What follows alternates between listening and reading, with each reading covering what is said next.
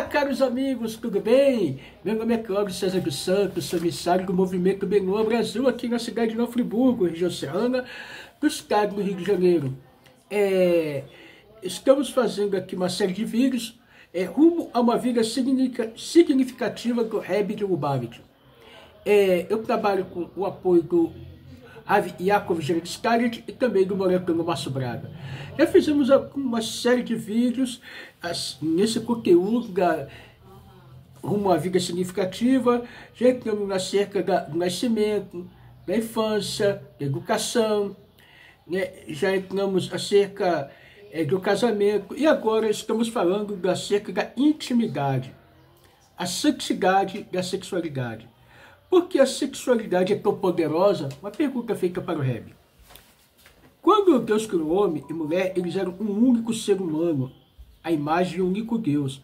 Então foram separados em duas partes distintas, assim como está escrito no Gênesis. O homem deve deixar seu pai e sua mãe, unir-se a sua esposa, deve se tornar uma só carne. Homem e mulher sentem constantemente essa necessidade de unir-se, e a sexualidade é esta união. Homem e mulher buscam tornar-se uma só carne, de modo unindo-se a Deus, a imagem do qual foram criados. Não espanta que a intimidade seja uma força tão poderosa. É a única experiência na vida humana em que ficamos face a face com Deus.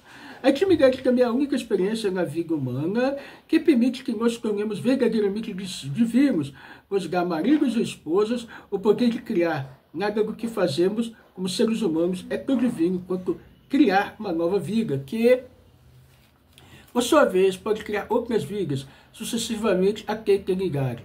É a natureza divina da sexualidade que lhe proporciona sua mística.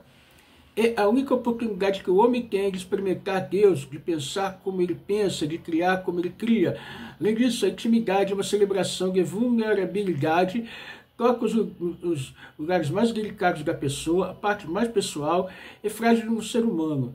Por isso, precisamos cultivar um meio ambiente saudável para a nossa intimidade, que nos permita apreciar e nos deleitar com esta vulnerabilidade segura e protegida.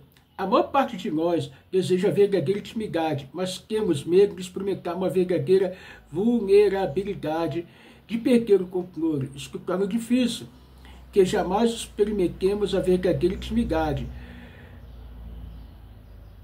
pois sentir-se confortável com a vulnerabilidade é a intimidade mais absoluta. A ilusão da intimidade em que cada pessoa consegue o que ele ou ela deseja, quando muito apenas faz as pessoas sentirem-se bem na hora. Se afinal ainda se sentem no controle, se não expuserem sua vulnerabilidade, então sua intimidade foi apenas outra forma de exercerem controle sobre outra pessoa. A questão é, como podemos deixar as coisas fluírem? Talvez simplesmente não possamos. Seres humanos são fracos. Nós dizemos, simplesmente, não temos a capacidade de confiar de verdade nos outros. Esse que poderia ser o caso, que se fôssemos animais, mas não somos. Somos divinos, nossas almas estão impregnadas do Espírito de Deus, que nos dá a capacidade de amar como Ele ama. Quando aprendemos a ver a divindade nos outros, podemos começar a confiar e a ultrapassar nossos próprios eus, autossuficientes e desconfiados, experimentando amor e intimidade verdadeiros. Podemos então decidir deixar as coisas fluírem e sermos vulneráveis, sermos nós mesmos, sem erguer nossas defesas, sem medo de sermos feridos, como acontece com todos os problemas. Temos uma escolha. Podemos nos distrair, nos iludir com paixão física da intimidade, indo ao seu encalço, apenas para satisfazer nossas necessidades egoístas, que acabam por separar o homem e a mulher. Ou então compreender sexualidade e intimidade como as forças verdadeiramente significativas que elas são, como o meio de nos relacionar com Deus da maneira mais poderosa, mais sublime, que por sua vez une um homem e mulher numa coisa só. Não precisa nem explicar muito o que o Rebbe está passando, né? Cerca de intimidade, que a intimidade une o homem e a mulher numa coisa só. Como experimentamos intimidade saudável? Intimidade saudável exige dois ingredientes, disciplina e santificação. Precisamos exercitar o autocontrole e também precisamos encarar a sexualidade como algo sagrado. Precisamos abordar a santidade da sexualidade com reverência, como se entrássemos no sacrosanto, onde cada ato é levado em conta. Qualquer falha é intolerável. Precisamos vivenciar a sexualidade em um ambiente sereno, como limites apropriados, não para restringir manifestações do amor, mas para canalizar as poderosas energias físicas para uma paixão saudável. Na sociedade moderna, sexualidade envolve com frequência duas pessoas que estão ambas interessadas apenas na satisfação de suas próprias necessidades, mas a sexualidade se destina a ser descendente e não indulgente, permitindo que você conduza outra pessoa em sua alma, de modo que vocês possam construir alguma coisa juntos. Somente servindo Deus esse relacionamento, um homem e uma mulher podem superar seus desejos individuais, e o casamento é o único ambiente perfeito para fazer isso. Em todos os outros ambientes, a intimidade é doentia e nociva. Contudo, o quão frequente nós somos vítimas de nossa própria sexualidade. Ao permitir que nossas necessidades e desejos incontidos controlem nossas decisões, quão frequentemente utilizamos nossa sexualidade para desviar nossas mentes de um sofrimento existencial, acreditando incorretamente que podemos resolver um problema enraizado com uma solução superficial. A chave para a intimidade saudável é interromper o ciclo vicioso de sexualidade animal, pois quanto mais você a alimenta, mais faminta ela se torna. Disciplina e sutileza conduzem a uma experiência saudável e madura. Argumento de que, em primeiro lugar, uma pessoa precisa experimentar, viver e antes de decidir pelo casamento, não é válido.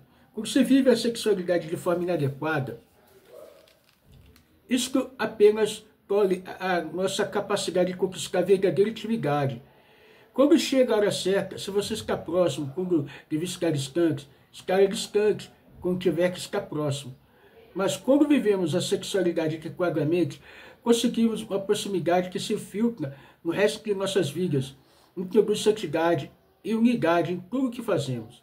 A intimidade é uma parte integrante de nossas vidas e não pode ser compartimentalizada. É uma parte da construção de um lar, de uma família, de uma vida íntegra e completa. A intimidade saudável também precisa ser modesta. Por definição, a intimidade é tranquila, discreta. Quando foram criados, homem e mulher, estavam ambos nus e não tinham vergonha. Eles eram tão inocentes quanto crianças encarando a sexualidade. Apenas com uma parte da criação de Deus é destinada a desempenhar uma função sagrada, mas depois que eles transgrediram e comeram a árvore do conhecimento, perderam sua inocência, os olhos dos dois abriram-se e eles tiveram consciência de que estavam nus. Eles vivenciaram uma vergonha saudável, originária da modéstia, e se cobriram. Os únicos membros de nossa sociedade de hoje que não têm consciência de sua sexualidade são crianças, pois elas nasceram com o senso inato de modéstia. Esta modéstia necessita ser cultivada e nutrida por pais educadores. O ideal seria que fôssemos inocentes como crianças. A sexualidade fluiria de um corpo e de um espírito saudáveis. Aprenderíamos sobre intimidade saudável, simplesmente estando perto de nossos pais e avós. Mas nesta época turbulenta, não obteremos tais lições tão facilmente. Esse conceito de modéstia precisa ser afirmado hoje em dia. Os jovens estão mais do que desejosos em que lhe mostrem uma alternativa aos nossos padrões atuais. Mas eles são envolvidos pelos outros jovens num turbilhão de pressões. É responsabilidade de professores, pais e todo tipo de líderes excluí-los sobre a santidade da sexualidade. Portanto, precisamos nos empenhar para percebermos que a intimidade verdadeira, a autêntica indignidade de um ser humano, irradia-se dentro de que tipo de mensagem transmite uma pessoa que se veste provocativamente ou que fala da sexualidade seu devido respeito. Respeito? Essa sexualidade manifesta apenas, promove atitudes sexistas que distorcem ainda mais a maneira como olhamos para nossos semelhantes. A verdadeira beleza, que inspira tanto amor como respeito, é beleza interior. É verdade que, especialmente na sociedade contemporânea, as pessoas não querem que ninguém lhes exponha restrições à sexualidade, mas nem todas as formas de comportamento sexual são aceitáveis. O caráter sagrado da sexualidade exige, obviamente, um comportamento que obedeça às leis divinas de nosso Criador. Leis que não nos solicitam que neguemos a sexualidade, mas que, ao vivenciarmos de formas saudáveis e íntimas, que irão fortalecer o crescimento e o aperfeiçoamento humanos, e quebrar os grilhões de escravização a paixões, que no fim conduzem à decadência da sociedade. O fato de que vivemos numa sociedade em que em grande parte é pouco familiarizada com sexualidade saudável, não quer esta verdade. E mesmo que nos ensine que um desejo sexual normal específico seja genético, por exemplo, ainda assim não deve ser tolerado, pois muito de nossa existência se relaciona com a canalização apropriada de nossos desejos materiais, naturais. Entretanto, precisamos distinguir entre uma pessoa e o seu comportamento. A instituição do padrão de comportamento não deve ser utilizada para invalidar os que não praticam esses padrões. A que não se deve fazer concessões, se destinam a nos proporcionar lucidez e a capacidade de melhorarmos nosso comportamento. O padrão divino da sexualidade humana, o que é melhor para cada um de nós, precisamos não ter medo de ensinar estes ideais, da mesma forma que agimos com relação a todas as sérias questões que envolvem a verdade. Devemos fazê-lo de maneira sensível, falando com amor, interesses genuínos, com uma linguagem que enfatizam positivo e motivam uma pessoa a desenvolver-se. A crise atual que cerca a sexualidade na sociedade deve ser vista como oportunidade para explorar uma importância. Durante os últimos anos, testemunhamos com clareza que o comportamento sexual impúdico nada faz para cultivar a verdadeira intimidade, apenas ensinar respeito pela pessoa, pelo lar e pela família. Mas também começamos a ver uma crescente conscientização que põe mais ênfase na comunicação, tanto intelectual como emocional, do que no comportamento sexual promíscuo. Este é claramente um passo na direção certa. Chegou a hora de recuperarmos nossa sexualidade, nossa intimidade, de instituí-las ao contexto do casamento, do lar e da família. Chegou a hora de reintroduzir Deus em nossas vidas íntimas, de povoarmos e civilizarmos o mundo, de nos tornarmos uma só carne, e retornarmos à nossa intimidade inicial com o nosso Criador. Esta seria uma verdadeira revolução sexual. Leve a sério esta responsabilidade. O mundo inteiro, começando com o seu próprio pequeno mundo, está pendendo na balança. Uma vez perguntaram ao Reb sua opinião sobre sedução sexual nas escolas. Discutir tal assunto ajuda a resolver o problema. Respondeu o Reb, mas com os sábios, eles nos ensinam, quanto mais você discute a sexualidade, mais excita. Por isso, deve-se tomar grande cuidado com esse assunto. Deve ser abordado por profissionais sensíveis, que evitarão quaisquer expressões ou associações excitantes. Você discutir com um aluno, ou máximo 2 ou 3. Deve discutir com os meninos e separado das meninas, a fim de tornar claros os limites. Gente, tudo de bom para vocês. Estar congregado conosco na nossa sinagoga, bem no Friburgo. É um prazer ter vocês do nosso lado. Esses são ensinamentos do Rumo à Vida Significativa do Reb de Lubavitch.